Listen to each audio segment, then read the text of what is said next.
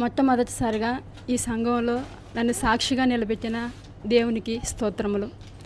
అలాగే నాకు ఎల్లప్పుడూ తోడుగా అండగా ఉన్నందుకు ఈ సంఘంలో ప్రతి ఒక్కరికి కూడా నా వందనాలు తెలియజేసుకుంటున్నాను.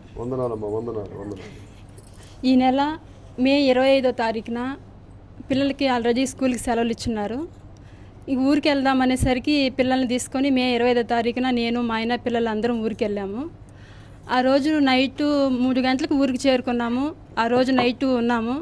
ఉదయాన్నే మార్నింగ్ లేచి మా పెద్దమ్మ వాళ్ళు మా ఆయన్ని కూరగాయలకు పంపించారన్నమాట. పల్లెటూరు పక్కన ఒక చిన్న సిటీ, బియ్యన్ కండ్రి కానీ ఒక చిన్న సిటీ, అక్కడికి పంపించారు స్కూటీలో. మా ఆయనతో కూడా మా చిన్నన్న వాళ్ళ బాబు 15 ఏళ్ళు ఉంటాయి, ఆ బాబు కూడా వెళ్ళారు స్కూటీలో. ఇద్దరు బయలుదేరారు. బయలుదేరిన కొద్దిసేపటికే ఫోన్ వచ్చింది, మా వదినకి ఫోన్ వచ్చింది. అన్నయ్య ఫోన్ చేశాడు, ఇలా సతీష్కి యాక్సిడెంట్ అయింది, మీరు తొందరగా వచ్చేసేయండి అని. నాకు అప్పటికి ఏం అర్థం కాలేదు. యాక్సిడెంట్ అయింది అనగానే నాకు చాలా ఏడుపు వచ్చేసింది. వెంటనే మా వదిన ఊళ్ళో ఉన్న బాడీకి ఒక ఆటో తీసుకొని మేము బయలుదేరేసాం. అన్నయ్య వచ్చేటప్పుడే మీరు 50,000 డబ్బులు ఎత్తుకోరండి అన్నాడు. నాకు డబ్బులు మాట వినగానే 50,000 డబ్బులు ఎత్తుకోరావాలంటే ఎంత సీరియస్గా ఉందో నాకు పక్క నేను కంగారు పడుతూనే ఉన్నాను, ఏడుస్తూనే ఉన్నాను. మా వదిన నాకు ధైర్యపరుస్తూనే ఉంది. వాళ్ళు అక్కడికి యాక్సిడెంట్ అయిన కొద్దిసేపటికి కారు కొట్టేసిందండి. స్కూటీలో వెళ్తా ఉంటే కారు కొట్టేసింది. కొద్దిసేపటికి వాళ్ళు అంబులెన్స్లో బయలుదేరిన కొద్దిసేపటికి మాకు ఫోన్ చేయడం, మేము ఇవన్నీ చూసుకొని డబ్బులు తీసుకొని మేము ఆటో మాట్లాడుకొని బయలుదేరిపోయాం. నేరుగా కాళహస్తికి వెళ్ళిపోగానే ఈయన చూస్తే స్పృహలో లేడు, చాలా సీరియస్గా ఉంది. ఎడమ కాలు విరుగుంది, ఎముక విరిగిందని చెప్పారు. ఇక్కడ బాగు కాదు, చాలా సీరియస్గా ఉంది, మీరు వెంటనే తిరుపతి తీసుకెళ్ళాలని చెప్పారు. సరే ఇంకప్పుడే నేను వెంటనే అమ్మకు ఫోన్ చేశాను. నేను అమ్మ ఇలాగుంది, పాస్టర్ మేడం వాళ్ళకి అన్నయ్య వాళ్ళకి ఫోన్ చేసి చెప్పు, ప్రార్థన చేయమని చెప్పు అని నేను చెప్పాను అమ్మకి. అమ్మ చెప్తానని చెప్పింది. సరే అమ్మకి తెలియజేసాం, మేడం వాళ్ళకి తెలియజేసాం, అన్నయ్య వాళ్ళకి తెలియజేసాం. ఇంకా వాళ్ళు ప్రార్థనలో పెట్టి వాళ్ళు చూసుకుంటారని ఒక చిన్న ధైర్యంతో నేను అక్కడి నుంచి మేము తిరుపతి తీసుకెళ్ళిపోయాం. సీరియస్గా ఉంది, ఇంక వాళ్ళు కాదన్నారు కదా, తిరుపతి తీసుకెళ్ళాం. తిరుపతి ఎంట్రింగ్స్లో నారాయణాద్రి అని ప్రైవేట్ హాస్పిటల్ ఉంది. అన్నయ్య వాళ్ళకి తెలియదు కదా, 2 సంవత్సరాల తర్వాత వచ్చారు చెల్లెమ్మ వాళ్ళు. ఏదైనా ఇబ్బంది జరిగితే, ప్రాణానికి హాని జరిగితే మనం ఇబ్బంది పడాలా, బాధపడాలా, ఆడబిడ్డ కదా అనేసి వాళ్ళు డబ్బులు తీసుకొని ముందు ప్రైవేట్ హాస్పిటల్కి వెళ్ళిపోయారు. వెళ్ళంగానే ఎమర్జెన్సీ వార్డులో చేర్చేసినాం ప్రైవేట్లో. చేర్చి ఉదయం 10 గంటలకేమో వెళ్ళాము. మధ్యాహ్నం 3 వరకు టెస్టులు చేస్తూనే ఉన్నారు. ఎక్స్రేలు, సిటీ స్కానింగు, తలకి మొత్తం బాడీ మొత్తం టెస్టులు, స్కానింగ్లు. మమ్మల్ని అయితే చూడనివ్వట్లేదు. ఇంకా ఇలా మా దగ్గర ఉన్న డబ్బులన్నీ అయిపోయినాయి, 70,000 దాకా అయిపోయినాయి. బాబుకేమో పర్వాలేదు, అన్నయ్య పిల్లోడు బాబుకేం పర్వాలేదు, బాగున్నాడు సేఫ్గా, పైన చిన్న గాయాలు. ఆ బాబుని మధ్యాహ్నానికి డిశ్చార్జ్ చేయించేసినాం. ఇంకా మా ఆయన కండిషన్ అయితే సీరియస్గా ఉందని చెప్తున్నారు. నాకేం అర్థం కాలేదు. 3 అయింది టైం, ఆహారం లేదు, మంచినీళ్ళు లేవు. 3 గంటల వరకు అసలు చూడనివ్వట్లే. ఐసీలో నుంచి ఒకరు వస్తారు టెస్టులు చేసుకోరా, ఒకరు వస్తారు టెస్టులు చేసుకురా, ఇలాగే చెప్తూనే ఉన్నారు. మేము లాస్ట్కి సార్ మా దగ్గర ఉన్న డబ్బులన్నీ అయిపోయినాయి సార్, అసలు పేషెంట్ కండిషన్ ఏంది, ఎలా ఉంది చెప్పండి అంటే 3 గంటలప్పుడు డాక్టర్లు మమ్మల్ని పిలిచి మా ఆపరేషన్లు చేయాలి, మేము స్కానింగ్లు అవి తీసాం కదా, పొట్టలో ఒక చిన్న హోల్ పడింది, మేము 10 నిమిషాలు ఆపరేషన్ చేయాలి, అమౌంట్ 5 లక్షల వరకు అవుతుంది, డైలీ బెడ్ ఛార్జీ అవి 60,000 అవుతాయి, ఇంకా లెక్కన మీరు చూసుకొని ఇప్పుడు ఒక 10 నిమిషాల డబ్బులు కట్టారంటే మేము ఆపరేషన్ చేస్తాం, లేదంటే ప్రాణానికి ప్రమాదం అన్నారు. నాకేం అర్థం కాలేదండి. నేనైతే కాలే కదా అనుకున్నాను. అక్కడికి వెళ్ళాక పొట్టలో హోల్స్, పేగులు అనేసరికి ఓని ఏడుస్తూ కూర్చున్నాను. అంత డబ్బు మనం ఎక్కడి నుంచి తెచ్చి పెట్టగలమని కూర్చున్న ఏడుస్తూనే ఉన్నాను. నా ఏడుపు చూడలేక ఆ డాక్టర్ కింద ఒక జూనియరు, అదే ట్రైనింగ్ ఎవరైనా ఉంటారు కదా, వాళ్ళు వచ్చి ఒకరు, అక్క మీరు ఇక్కడ సరిపోరు, తిరుపతి రుయా ఉంది అక్కడికి తీసుకెళ్ళండి, అక్కడ బాగా చూస్తారని చెప్పాడు. అయినా సరే నాకు నమ్మకం కలగలేదండి. అది ఏందో ప్రైవేటా లేదా గవర్నమెంటా నాకు తెలియదు కదా, అందుకని నేను ఏడుస్తూ కూర్చొని ఉన్నాను. నా ఏడుపు చూడలేక మా అన్నయ్య వదిన వాళ్ళు, నాన్న నువ్వు బాధపడు, మాకు నువ్వు అంతలా ఏడవకు, మన ఇల్లు అమ్మేద్దాం, అప్పు చేద్దాము, ఎంత డబ్బైనా నువ్వు చెప్పు, మనం ఎక్కడే చూపించుకుందాం అన్నారు. ఆల్రెడీ నేను దెబ్బతిన్నాను, మళ్ళీ వాళ్ళను కూడా అప్పుల పాలు చేసి ఇదిలోకి లాగడం నాకు ఇష్టం లేక వద్దన్నయ్యా అని అన్నాను. ఏడుస్తున్నా నాకేం తోచట్లేదండి ఆ స్థితిలో. నాకైతే చాలా భయం వేసి కూర్చుని అలాగే హృదయాన్ని మొత్తం కుమ్మరించి అంగల్లార్చి ఏడవడం అంటారు కదా, అలా ఆయన ముందర కూర్చుని మోకాళ్ళు వేసి ఏడ్చి నాకు ఒక తలంపుల్లో ఒకరిని గుర్తు చేశారు దేవుడు. పాస్టర్ మంజుల మేడం గారిని గుర్తు చేశారు. వెంటనే మేడంకి ఫోన్ చేసి నేను, మేడం ఇలా ఉందని 1-2 మాటలు చెప్పి ఇక చెప్పట్లేదండి, ఇలా అంటున్నారు, సీరియస్గా ఉందన్నారు, తీసుకెళ్ళిపోమన్నారు, ఇంత అవుతుందన్నారు అనగానే, నానా నువ్వు ఎందుకు వెళ్ళావురా అక్కడికి, అది ప్రైవేట్ హాస్పిటల్, మనం అక్కడ సరిపోము, నువ్వు రొయాకి తీసుకొచ్చిమ్మా, నేనున్నాను ఇక్కడ, నేను దగ్గరలో ఉన్నాను, నువ్వు రాని ధైర్యపరిచి పిలిచారు. ఏడుస్తున్నా ఆ మేడం మాటలు చెప్పిన తర్వాత ధైర్యం తెచ్చుకొని ఆమె మీద కేవలం మాస్టర్ మేడం మీద నమ్మకంతోనే నేను ఇంకా అన్నయ్య వాళ్ళకి చెప్పి మనం వెళ్ళిపోదాం, రొయాకి వెళ్ళిపోదాం, ఎలా అయితే అయింది, దేవుడు ఉన్నట్టు సహాయం చేస్తాడు, చూసుకుంటాడని మేము బయలుదేరి తిరుపతి రొయాకి వచ్చేసినాం. వచ్చి 3:30కంతా వెళ్ళిపోయాం. 3:30-4కంతా అక్కడ చేరి ఫోన్ చేసిన 5 నిమిషాల్లోనే మేడం సార్ వాళ్ళు వచ్చేసినారు. అప్పటికి ఎమర్జెన్సీ వార్డులో చేర్చానండి. ఎమర్జెన్సీ వార్డులో చేర్చి డాక్టర్లు వస్తున్నారు, చూస్తున్నారు. మేడం కొని వచ్చినారు సమయానికి. టెస్టులు చేయాలన్నారు, సిటీ స్కానింగ్ చేయాలన్నారు. అక్కడ ఎమర్జెన్సీ వార్డులో ప్రతి ఒక్కరు కూడా యాక్సిడెంట్లు అయ్యి ఎవరి పాటికి వాళ్ళు బిజీగా ఉంటారు, ఎవరి పేషెంట్ దగ్గర వాళ్ళు ఉంటారు. నన్ను ఎవరు కూడా పట్టించుకోలేదు. అంటే స్ట్రెచర్ తీసుకొచ్చి స్కానింగ్కి తీసుకెళ్ళాలి, పట్టమన్నారు. నేను ఒక్కదాన్నే ఉన్నాను. నాతో కూడా వచ్చిన అన్నయ్య బ్లడ్ టెస్ట్లకు వెళ్ళున్నారు. వదిన్ని లోపలికి రానివ్వలేదు, వదిన్ని బయటే పెట్టినారు. ఇంకా సమయానికి మేడం వాళ్ళు వచ్చారు కదా, సరే పిలిస్తే ఒక్కరు కూడా రాలేదు. మేడం పిలిచారు, నాన్న ఇలా రామ్మ, ఇలా కొంచెం సాయం పట్టని. ఆ మేడం నోటి తీయగా పిలుపు వల్ల ఒకరు వచ్చారు కాదనలేక.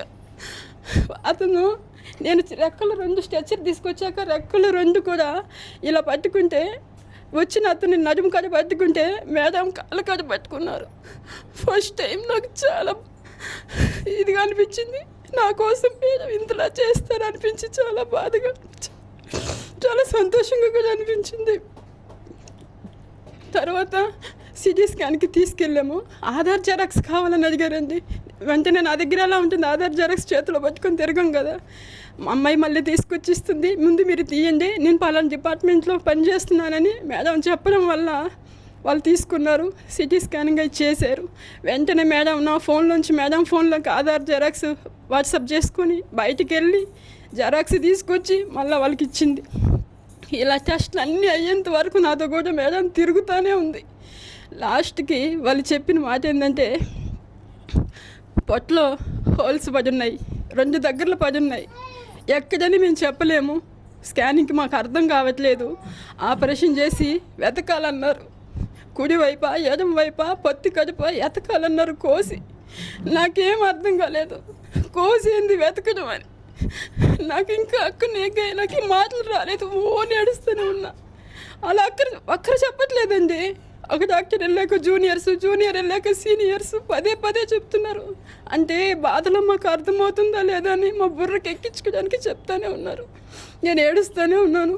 మేడం వచ్చి ఈ జెరాక్స్కి వెళ్ళినప్పుడు నాకు బాదం పాలు వాటర్ తీసుకొచ్చింది. నువ్వు 2 రోజుల నుంచి ఏం తినట్లేదు, నిన్నటి నుంచి ఈ రోజు నుంచి నువ్వు తాగాలంటే అది కూడా నేను పక్కన పెట్టి మేడం నాకు ధైర్యం చెప్తున్నారు.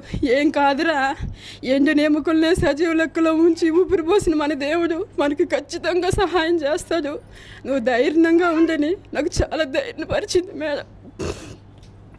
తర్వాత టెస్టులు అన్నీ అయిన తర్వాత ఆపరేషన్కి తీసుకెళ్ళారు. 8:30-9కి తీసుకెళ్లారండి. అప్పటికి కూడా బ్లడ్ కావాలన్నారు. మరి ఆ టైంలో మాకు ఎవరు ఇస్తారు, నైట్ మాకు ఎవరు తెలుసు తిరుపతిలో. అప్పటికి కూడా నేను మేడం అందుకొని పాప అన్విత, పెద్ద పాప పేరు చెప్పి, పాప రేపు వచ్చి బ్లడ్ ఇస్తుందని చెప్పు అని అనగానే ఆ పాప పేరు చెప్పి రాయిస్తే అప్పుడు వాళ్ళు బ్లడ్ ఎక్కించి ఆపరేషన్ చేశారు. ఆపరేషను నైట్ 2:30 వరకు జరిగింది మత్తు ఇంజక్షన్ వేసి. కానీ మేడం వాళ్ళు నైట్ 1 గంట వరకు మాతో కూడానే ఉన్నారు ఆ నైట్ అంతా. ఇక చిన్న పాప ఉందని నైట్ ఇంటికి వెళ్ళారు. ఇంటికెళ్ళి మళ్ళీ ఉదయాన్నే వచ్చేసినారు. దేవుడి దయ, దేవునికి స్తోత్రములు.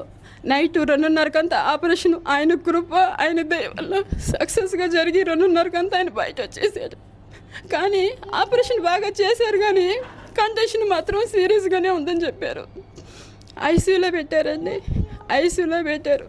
ఉదయాన్నే మేడం వాళ్ళు వచ్చారు, పాస్టర్ మేడం, అన్నయ్య, సురేష్ పాస్టర్ అన్నయ్య గారు ఇద్దరు వచ్చి ఒకరి తర్వాత ఒకరు ఐసీయూలోకి అందరిని పంపించారు కదా, ఒకరిని తర్వాత ఒకరిని పంపించారు, ప్రేయర్ చేశారు. అన్నయ్య వాళ్ళతో పాటు ఇంకో పాస్టర్ అన్నయ్య వాళ్ళు, ఇంకొక అన్నయ్య వాళ్ళు, ఇంకో మేడంకి తెలిసిన వాళ్ళు, ఇంకొక మేడం వాళ్ళు ఒక్కొక్కరు మధ్యాహ్నం వరకు వస్తూనే ఉన్నారు. ఐసీయూలోకి వెళ్ళి ఒక్కొక్కరుగా ప్రార్థన చేస్తూనే ఉన్నారు. ఈ ప్రార్థన కృప, దేవుని దయ వలన ఆ రోజు సాయంత్రానికి స్పృహ వచ్చిందండి. ఆయనకి స్పృహ వచ్చింది. తర్వాత మధ్యాహ్నం భోజనం చేయలే నేను. మేడం గేట్ కాడ ఉండి ఎంతమంది 100 మంది అక్కడ భోజనాలు, అన్నదానాలు, తిరుపతి హాస్పిటల్ గేట్ కాడ భోజనాలు చేస్తారు. నేను అలా ఏడుస్తూ బయట కూర్చొని ఉంటే ఆయన పరిస్థితి చూసి మేడం అక్కడికి వెళ్ళి నా కోసం ఆ క్యూలో నిలబడి భోజనం పెట్టించుకొచ్చారు. నాకు వద్దు, నేను తిననన్నా కూడా నువ్వు భోజనం చేయాలి, నువ్వు నిన్నటి నుంచి ఇలా చేయలేదు, 2 రోజుల నుంచి, నువ్వు ఫస్ట్ ఒక ముద్దు నోట్లో పెడితేనే నేను ఇక్కడి నుంచి వెళ్తాను అని అన్నారు. నా కోసం ఎవరు చూపిస్తారంటే ఇంత ప్రేమ? నా తల్లిదండ్రుల కన్నా నన్ను ఎక్కువగానే ప్రేమించారు వాళ్ళు. ఆ మేడం ముందు తొలి ముద్దు నోట్లో పెట్టిన తర్వాత వాళ్ళు అక్కడి నుంచి కదలారండి. నేను అన్నిటికీ మీ కృప నేను మర్చిపోలేదు తల్లి. నా తల్లిదండ్రుల కన్నా ఎక్కువగానే ప్రేమించాను. అలా మధ్యాహ్నం 3 వరకు నాతో తోడుగా ధైర్యంగా ఉన్నారు వాళ్ళు. ఆ రోజు సాయంత్రం అన్నయ్య మాకు నిర్ణయం తీసుకున్నారు. అలా చూస్తే ఐసీలో ఉన్నాడు, అతను కండిషన్ సీరియస్గా ఉంది, నువ్వు చూస్తే ఎలా ఉన్నావు, మరి పిల్లలు, ఇంటి రెంటు ఇవన్నీ నువ్వు ఎలా చూసుకుంటావు నాన్న? 6 నెలల వరకు, సంవత్సరం వరకు అతను పని చేయలేడు, ఒక్కదానివి నువ్వు ఎలా ఏం చేస్తావని అన్నయ్య ఒక నిర్ణయం తీసుకోవడం జరిగింది. అది నెలకొకసారి బల్లారాధన రోజు భోజనాలు చేస్తారు కదండి చర్చి సంఘంలో, అది ఆపేసి మీరందరూ కూడా సహకరించుతుందో ఆ డబ్బులు ప్రతి నెల నాకు ఇస్తున్నాడు అన్నయ్య. మీ అందరూ నాకు సహకారం చేసినందుకు అన్నయ్య మాటకి విలువ గారు అనిచ్చి మీ అందరికి కూడా నా కృతజ్ఞతలు తెలుపుకుంటున్నాను. నేను అప్పటికీ చెప్పాను, అన్నయ్య నా కోసం, నా కుటుంబం కోసం ఇంతమంది సంతోషాన్ని దూరపరుస్తున్నానంటే ఏం కాదు నాన్న. పిల్లలు నెలంతా ఆకలితో ఉండడం కన్నా మేము ఒక్క పూట బిర్యానీ తినకపోయినా, ఒక్క పూట మేము భోజనం తినకపోయినా ఏం పర్వాలేదు. చర్చిలో ఎవరు ఒక పూట తిండికి లేని వాళ్ళు ఎవరు లేరు నాన్న, మీకు ఒక నెలంతా ఆదరగా ఉంటుందని ఇద్దరు కూడా నాకు చెప్పడం జరిగింది. అన్నయ్య మేడం ఇద్దరు కూడా మీ నోటి కాడ తీసి నా పిల్లలకి నెలంతా మీరు దయచేస్తున్నందుకు మీ అందరికీ కూడా నేను రుణపడి ఉంటాను. మీ అందరికి కూడా పేరు పేరుని కృతజ్ఞతలు, వందనాలు తెలియజేసుకుంటున్నాను. నిజంగా అన్నయ్య డబ్బులు ఇవ్వకపోతే ఎన్ని బట్టలు చేసి నేను బాధ కట్టగలుగుతాను, పిల్లల్ని చూసుకోగలుగుతాను. నాకు ఇప్పటికీ ఒక ప్రశ్న అర్థకంగానే ఉందండి. ఆ దేవుని కృప, ఆ దేవుని ప్రేమ, ఆ దేవుని దయ వల్లనే అన్నయ్య మేడం వాళ్ళ మనసులు కదిలించి ఆ దేవుని ప్రేమ వాళ్ళలో ఉండబట్టి వాళ్ళు ఇదంతా చేశారు నా కోసం. మీ అందరికి కూడా నేను చాలా కృతజ్ఞతగా రుణపడి ఉంటాను. ఆ తర్వాత అక్కడి నుంచి మీ ప్రార్థనలు పగళ్ళు మీరు కన్నీటితో ప్రార్థించడం వల్ల ఈ సంఘంలో ప్రతి ఒక్కరు కూడా అన్నయ్య మేడం వాళ్ళ ప్రార్థనలు, అలాగే ఊర్లో మా అన్నయ్య వాళ్ళ ప్రార్థనలు అన్నీ కూడా దేవుడు విన్నాడు. ఆ ప్రార్థన ఫలితమే ఐసీయూలో నుంచి ఆయన్ని ఏఐసీయూలోకి మార్చారండి. ఏఐసీలో 4 రోజులు ఉన్నాడు. 4 రోజులు ఉన్న తర్వాత మళ్ళీ ఇంకో ప్రాబ్లం వచ్చిందండి. ఊపిరితిత్తులు పనిచేయట్లేదు అన్నారు. ఇప్పుడే కదా కొంచెం ఊపిరి పీల్చుకుందాం బాగుందని, మళ్ళీ అంతలోపే ఊపిరితిత్తులు పనిచేయట్లేదు అన్నారు. ఒక ఊపిరితిత్తు పనిచేయట్లేదు, డ్రై అయిపోయింది, పిడసగట్టిపోయింది, మేము చెప్పలేమంటున్నారు. ఆయనకేమో ఆక్సిజన్ వెంటిలేటర్ మీద ఉన్నది, ఊపిరి తీసుకుంటా, అది తీస్తేనేమో ఊపిరి ఆడదు. అలా ఎన్ని రోజులు ఉంటారు? ఇలా ఎందుకు జరిగిందనేసి ప్రతి వాళ్ళు అన్ని టెస్టులు మళ్ళీ చేశారు. టెస్ట్లు అన్నీ చేసిన తర్వాత బ్లడ్ తక్కువగా ఉంది, వాటర్ అది తక్కువగా ఉందనేసి సెలైన్లో పెట్టడం, బ్లడ్ ఎక్కించడం, దానికి తగ్గ ట్రీట్మెంట్ అంతా కూడా చేశారు. చేసిన తర్వాత అప్పటికి ప్రతిరోజు ఉదయం మధ్యాహ్నం సాయంత్రం నా దగ్గరికి పరిగెత్తుకొని వస్తూనే ఉన్నారు మేడం.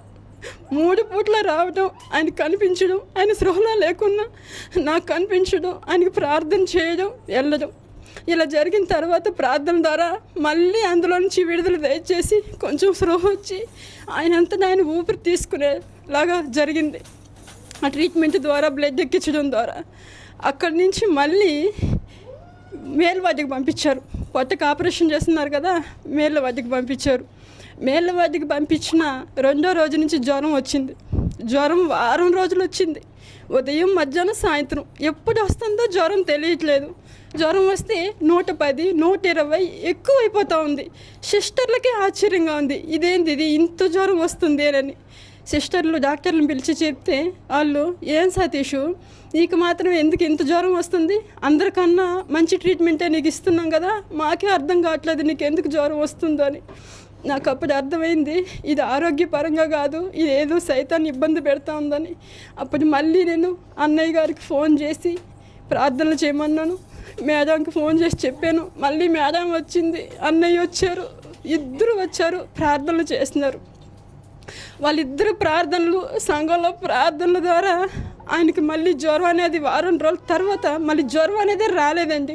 మీ అందరి ప్రార్థనలు, అన్నయ్య మేడం వాళ్ళ ప్రార్థనలు, దేవుని కృప వల్ల జ్వరం అనేది కూడా దేవుడు స్వస్థత పరిచినాడు.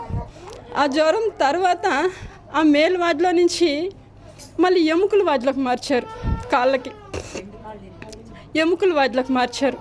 అక్కడికి వెళ్తే ఎడమ కాళ్ళు ఒకటే కదా చేసేస్తారు, వెళ్ళిపోదాం అనుకున్నాం. వారం రోజుల తర్వాత అంటే మేల్ వార్డులో నుంచి పంపించాక అబ్జర్వేషన్లో ఉంచారు.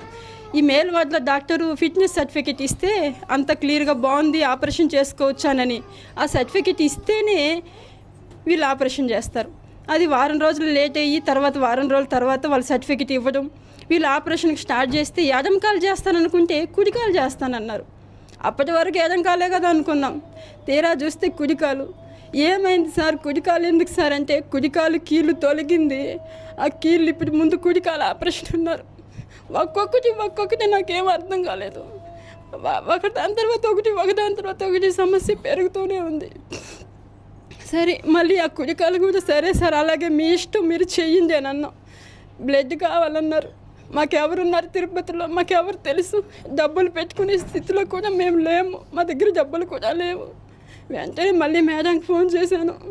మేడం ఇలా అంటున్నారు, బ్లడ్ కావాలంటున్నారంటే, నేను ఫోన్లో మాట్లాడుతున్నాగానే వేరే వాళ్ళకి లైన్లో ఇద్దరికి కాల్ కలిపి వాళ్ళతో మాట్లాడి ఫోన్ పెట్టేసే లోపల వాళ్ళని పంపించి రికమెండేషన్ ద్వారా బ్లడ్ బ్యాంకులో ఒక ప్యాకెట్ ఇప్పించింది మేడం. ఆ రోజు స్ట్రెచ్చర్ మీద పెట్టుకున్నారు, ఆపరేషన్ చేయకుండా. బ్లడ్ ఇవ్వకుండానంటే వాళ్ళు చేసిండ్రు, ఇబ్బంది పడి ఉంటాం. దేవుని కృప, దేవుని ప్రేమ, మంచి హృదయం మేడంలో ఉండబట్టి నాకు సహాయపడి ఆపరేషన్ సక్సెస్గా జరగడానికి దేవుని ప్రేమ మేడం వల్లనే ఈ సందర్భంగా నేను తెలియజేసుకుంటున్నాను. అది జరిగిన వారానికి 10 రోజులకి మళ్ళీ ఎడంకాలు ఆపరేషన్ చేశారు. అప్పటి కూడా బ్లడ్ అవసరమైంది, అప్పటి కూడా మేడమే ఇప్పించారు. ప్రతిసారి నాకు ప్రాణంతో సంబంధమైన రక్తం అంటే, రక్తం లేకపోతే మనకి ప్రాణమే ఉండదు. అలాంటి రక్తం ఇచ్చి ప్రాణాలు కాపాడినారు మేడంకి. మీకు చాలా కృతజ్ఞతలు. నేను తిరుపతిలో ఎక్కడ అసలు కొనాలన్నా కానివ్వండి, డబ్బులు పెట్టుకొని ఎక్కడికైనా పరిగిస్తాం పేషెంట్ వదిలేసి. మేము కొన్నా కూడా అందులో అవి కణాలు అవి మ్యాచ్ అవ్వాలంట. మేము ఇంత ప్రయాసపడినా అది ఫలితం లేకుండా ఉంటుంది. భారం మొత్తం నేను మేడం మీద వేసాను. ఆమె నాకు చాలా ధైర్యపరిచింది. నీకెందుకురా, నేను ఉన్నాను కదా, నేను చూసుకుంటాను కదా, నువ్వు కంగారు పడమాక, నీకు ఎలాగైతే నేను చేరుస్తాను బ్లడ్, నువ్వు కంగారు పడమాక అనేది. ప్రతి నిమిషం కూడా నాకు చాలా ధైర్యపరుస్తూ తోడుగా అండగా ఉన్నారు మేడం. అలా ఎడంకాల ఆపరేషన్ కూడా దేవుని దయ, దేవుని కృప వల్ల సక్సెస్గా జరిగింది. ఇక అన్ని ఆపరేషన్లు అయిపోయినాయి. వేణు అండి నా కొడుకు పేరు, వేణుగోపాల్. ఇక ఇన్ని సమస్యలు కూడా ఓ పక్క నేను లోపల కుమిలిపోతున్నానంటే నా కొడుకు గురించి. ఆ బాబు 10th పాస్ అయ్యాడు ఈ సంఘంలో వాళ్ళ ప్రార్థనల వలన. 10th పాస్ అయ్యాడు, కానీ అది 10th పాస్ అవ్వడమే ఒక మహా అద్భుతం అని అది బిర్యానీ పెట్టుకొని అమ్ముకుంటాను, అదికేం చదువు అబ్బుతుంది, అయిన వాళ్ళే బంధువులేండి అని మీరు చదివించలేరు, ఏదో నువ్వు రోడ్లో పని చేసుకోమని చెప్పు, బిర్యానీ అమ్ముకోమని చెప్పని చాలా ఎగతాలు చేశారు. నా బిడ్డని చదివించుకోవాలని ఆశ, చదివించుకునే స్థితి నాకు లేదు, అలానే చదువు ఆపలేను. అలాంటి సమయంలోనే ఎలా అయితే అలా అయింది, దేవుడు నాకు తోడుగా ఉన్నాడు. వాడిని చూసి కాదు, యెహోవా దేవుణ్ణి చూసే నేను ముందుకు వెళ్ళాను. ఆయన కృప చూపిస్తాడు, ఆయనే మార్గం చూపిస్తాడు అని ఆయనను బట్టి నేను ముందుకు వెళ్ళడం జరిగింది. తర్వాత కౌన్సిలింగ్ వేయించాను, పాలిటెక్నిక్ ఎగ్జామ్ రాయించాను. దేవుని కృప, దేవుని దయ వల్ల ఎగ్జామ్లో పాస్ అయినాడు. 41 మార్కుతోనే పాస్ అయ్యాడండి జస్ట్. కానీ గవర్నమెంటు కాలేజీలకి మాత్రం అబ్బాయి ఎన్నుకోడు.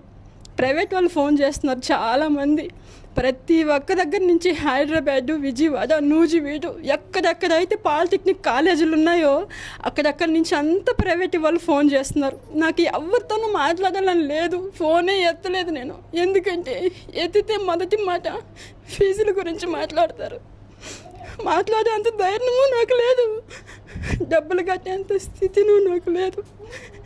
ఏదైతే అదైంది, నా దేవుడు ఒక మార్గం చూపిస్తాడు, ఆ తండ్రి నాకు సహాయం చేస్తాడని భారం మొత్తం నేను ఆ తండ్రి మీద వేసి, నాకు నమ్మకం నా బిడ్డకి గవర్నమెంట్ కాలేజీలో సీట్ వస్తుంది అనేసి నేను ఏ కాలు కూడా ఎత్తేది లేదు. అలా అన్నట్టుగానే ఒకరోజు మీ సేవ నుంచి ఆన్లైన్ ద్వారా కౌన్సిలింగ్ చేశాను కదండి, అక్కడి నుంచి అన్న ఫోన్ చేశాడు. ఫోన్ ఎత్తితే ఈ అబ్బాయికి గవర్నమెంట్ కాలేజీలో సీట్ వచ్చింది అన్నట్టు. దేవునికి స్తోత్రం. మొదట వెంటనే నేను దేవునికి మోకాలని చక్కని ఏడుస్తా స్తోత్రాలు చెప్పుకొని, తర్వాత మొట్టమొదటిసారిగా పాస్టర్ అన్నయ్యకి ఫోన్ చేశాను. ఏడుస్తున్నా అన్నయ్య భయపడ్డాడు. ఏమైందిరా, ఎందుకు ఏడుస్తున్నావు అన్నాడు. ఇలా అబ్బాయికి గవర్నమెంట్ కాలేజీలో సీట్ వచ్చింది అన్నయ్య అన్నాను. దానికి ఎందుకురా ఏడుస్తున్నావు, మంచి మాటే కదా అన్నాడు. ఎందుకో తెలియదు అన్నయ్య, ఏడుపు వస్తుందని ఆయన చేసిన మేలులు బట్టి అన్ని తలంపులకు వచ్చి అలా మధ్యాహ్నం సాయంత్రం వరకు ఏడుస్తూనే ఉన్నాను. ఎందుకంటే కళలో కూడా ఊహించలేదండి. మొట్టమొదటి కౌన్సిలింగ్లో గవర్నమెంట్ కాలేజీ టిక్ పెట్టాం, దాని తర్వాత ప్రైవేట్ అన్నీ కూడా పెట్టాం. అలాంటిది మొట్టమొదటి పెట్టిన గవర్నమెంట్ కాలేజీకి మొదటగా సీట్ వచ్చింది. అది మార్కులు బట్టి కాదు, నా స్థితిని బట్టి, దేవుని కృపని బట్టి వచ్చిందంటే బాబుకి. ఆ తర్వాత ఇలా 3 ఆపరేషన్లు కూడా సక్సెస్గా జరగదు. అంత ఇబ్బంది, అంత బాధలో కూడా దేవుడు నాకు అద్భుత ఆశ్చర్య కార్యాన్ని ఆ హాస్పిటల్లో సంతోషకరాన్ని కలగజేశాడు. ఇదంతా అయిన తర్వాత మేడం గారు ప్రతిరోజు ఉదయం, మధ్యాహ్నం, సాయంత్రం, నైట్ వచ్చేది, కనిపించేది ఆపరేషన్ అప్పుడు. మా ఆయనతో కూడా మాట్లాడేది, ఇలా మారాలి, ఇలా నువ్వు దేవుని దగ్గరికి రావాలని, నేను నీకు అక్కలాగా, నువ్వు నాకు తమ్ముడివి, నీకే అవసరం వచ్చినా ఎప్పుడు వచ్చినా నేను తోడుగా ఉంటానని చాలా ధైర్యం చెప్పేది మాకు. ఆయన ఒకసారి నాకు పండ్లు కావాలి మేడం, యాపిల్, అరటిపండు తినాలని ఉంది, మా ఆవిడ నాకు తెచ్చి ఇవ్వట్లేదని అడిగాడు. మేడం వచ్చి, ఏ నాన్న ఎందుకు ఇవ్వలేదంటే, డాక్టర్ని అడిగి పెట్టాలని ఉంది మేడం, పొట్టకు సంబంధించింది కదా అన్న. ఆయన అడిగిన వెంటనే కూడా ఫోన్లో ఆన్లైన్లో ఆర్డర్ చేసి 10 నిమిషాల్లో తీసుకొచ్చి ఇచ్చేస్తున్నారు. ముందు నువ్వు డాక్టర్ని అడిగి పెట్టు, తినచ్చు అంటేనని. ఇంత ప్రేమ, ఇంత దయ ఎవరికి ఉంటుంది? నేను నిజంగా చెప్తున్నానండి, ఈ సంఘంలో ఉన్న సేవకులు, పాస్టర్ అన్న సురేష్ గారు, సిస్టర్ మంజుల మేడం ఉన్నంత మంచి మనసు, మంచి హృదయాన్ని నేను ఇప్పటి వరకు ఎక్కడ కూడా చూడలేదండి. ఎందుకంటే మా ఆయనకి తెలియకుండా నేను అమ్మతో కూడా చర్చిలకు వెళ్ళేదాన్ని. అందుకని ఎక్కడ కూడా ఎవరు కూడా ఇంత మంచి మనసు కలిగిన పాస్టర్ మేడం నేను ఇంతవరకు చూడలేదు. ఇదంతా కూడా కేవలం దేవుని ప్రేమ, కృపను బట్టి సాధ్యం. ఇంటికి వచ్చేటప్పుడు కూడా అండి, అందరినీ అప్పటికప్పటికి కుట్లిప్పక ముందే డిశ్చార్జ్ చేసి పంపించేస్తున్నారు. నేనేమని కోరుకున్నానంటే, తండ్రి నేను ఇంటికి వెళ్తే మళ్ళీ కార్లకి డబ్బులు పెట్టుకునేంత శక్తి నాకు లేదయ్యా, నేను ఇంకా 1 వారం 10 రోజులు ఉండి కుట్లిప్పించుకున్నాకే నాకు పోవాలని ఉందని నేను ప్రార్థించుకుంటూ ఉండేదాన్ని. నాతో పాటు వరుసగా 4 బెడ్లు ఉంటే 4 డిశ్చార్జ్ పెట్టేస్తున్నారు. 4 కూడా వెళ్ళిపోవాలన్నారు. నా పక్కన ఉన్న వాళ్ళు 3 వెళ్ళిపోతున్నారు. ఇంకా నేనే వెళ్ళాలి. ఆ డిశ్చార్జ్ కాగితం ఇచ్చిన తర్వాత ఒకసారి మేడం వచ్చి ఆ 3 పంపించి ఆ అమ్మాయిని మాత్రం వారం 10 రోజులు ఉంచుకొని పంపించానండి దేవుని కృపలో. ఎందుకంటే ఆమె కూడా అర్థం చేసుకునింది కేవలం దేవుని ప్రేమ, దేవుని కృప బట్టి అనండి. ఎందుకంటే కుట్లిప్పిన తర్వాతే వారం 10 రోజుల తర్వాత నేను ఇంటికి వచ్చాను. ఇంటికి వచ్చేటప్పుడు కూడా ఎలా వెళ్ళాలి, ఇంత దూరం ఎలా తీసుకెళ్ళాలని ఇబ్బంది పడుతూ ఉన్నా. అన్నయ్య ఎందుకలా ఇబ్బంది పడుతున్నావు, బాధపడుతున్నావు, కారు ఉంది, కారులో తీసుకెళ్ళు, ఎవరన్నా డ్రైవర్ ఉంటే మాట్లాడి అని అన్నారు. ఆఖరికి మాకు డ్రైవర్ కూడా ఎవరు దొరకలేదండి. కారు ఇచ్చి ఎంత మంచి మనసు అన్నయ్యకున్నా మేము డ్రైవర్ని కూడా చూసుకోలేకపోయాం, ఎవరు రాలేదు. తర్వాత మా అన్నయ్య వాళ్ళు, రాచరువులు అన్నయ్య వాళ్ళు కారు మాట్లాడి తీసుకొస్తే ఫోన్ చేశాను. అన్నయ్య ఇలా మేము ఇంటికి వెళ్తున్నాం అన్నయ్య అని అంటే, ఎలా వెళ్తున్నారంటే అన్నయ్య వాళ్ళు కారు మాట్లాడారు. అన్నయ్య కొంచెం, నేను కొంచెం కట్టుకొని ఇంటికి వెళ్తున్నాను అన్నయ్య అంటే, నువ్వు ఇంటికి వెళ్ళు, నేను నీకు ఫోన్ పే చేస్తాను 2000 అన్నాడు. ఎందుకన్నయ్య ఇప్పటికీ నాకు చాలా సహాయం చేశారు, పర్వాలేదని అన్నయ్య అన్న కూడా వినలేదు. నీ దగ్గర ఉన్న డబ్బులు ఇంట్లో ఖర్చులకు పెట్టుకోరా, నేను ఇస్తాను అని అన్నారు.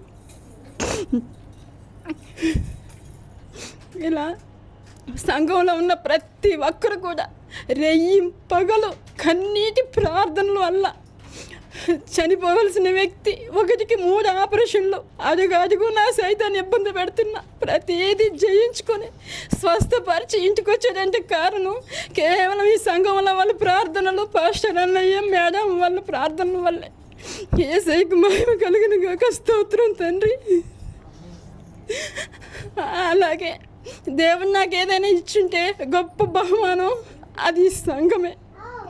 దేవుడు నాకు ఏదైనా వరం ఇస్తే ఆ వరం ఎవరో కాదు, అన్నయ్య మేడం వల్లే. మీ అందరి ప్రేమను బట్టి, కృపను బట్టి నేను ఈరోజు ఇక్కడ నుండి మీకు సాక్ష్యం చెప్పగలుగుతున్నాను. త్వరలోనే, తొందరలో కూడా నా భర్త, పిల్లలు, కుటుంబం మొత్తం ఈ సంఘంలో ఉండాలని, తిరగక విడవక ఈ సంఘాన్ని నేను ఎంతో విశ్వాసంగా ముందుకు వెళ్ళాలని ఆ దేవుణ్ణి కోరుకుంటున్నాను. నన్ను సాక్షిగా నిలబెట్టిన దేవునికి స్తోత్రం, స్తోత్రం తండ్రి, పరిశుద్ధుడు.